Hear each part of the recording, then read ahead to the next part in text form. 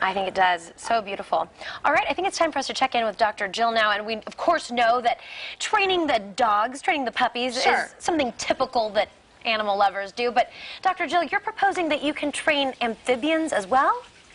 Yeah, I'm here at the Sacramento Zoo this morning. It's their 85th birthday this month, and we're talking to zookeeper Kate Gore. She's going to tell us a little bit about these little frogs and how they're training them. Hi.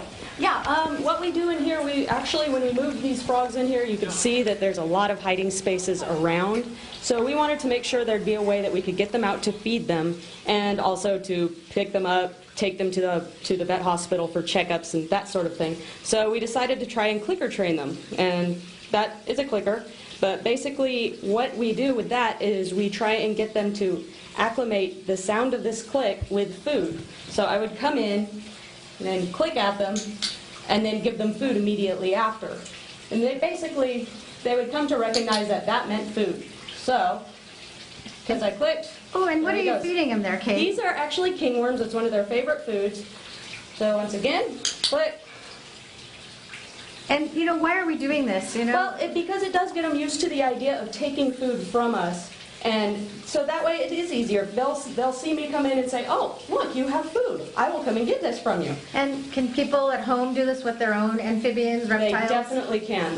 With amphibians, reptiles, cats, dogs, you name it, turtles, they all can be clicker trained. And there's some snakes in this enclosure. Can snakes be trained as well? Well, snakes can be trained, but they don't go by sound. Snakes don't have ears. They only feel vibrations. So as a result, what we can do with them is we can move them elsewhere through the use of a tuning fork on the rocks or something akin to that.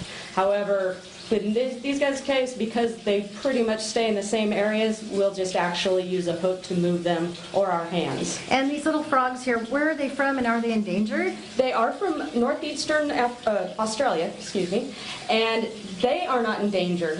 However, most frogs in general actually are facing a problem around the world. And there are actually quite a few frogs in Australia that are severely endangered, critically so. So these guys are actually a good example of a frog that's doing okay. However, the majority of frogs out there, not so much. They face problems through habitat loss, over-collection from the pet industry, and then also from a nasty thing called the chytrid fungus, which is killing millions of frogs. Wow, this is amazing. You guys are actually training them to have veterinary care, and conservation, always my passion.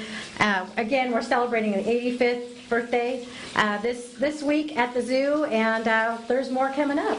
All right, Dr. Jyl, thank you so much. It certainly makes me think of Pavlov's dog. Right. With the ringing of the bell, and the little froggies are just all part of the experiment this morning. If you want to make an appointment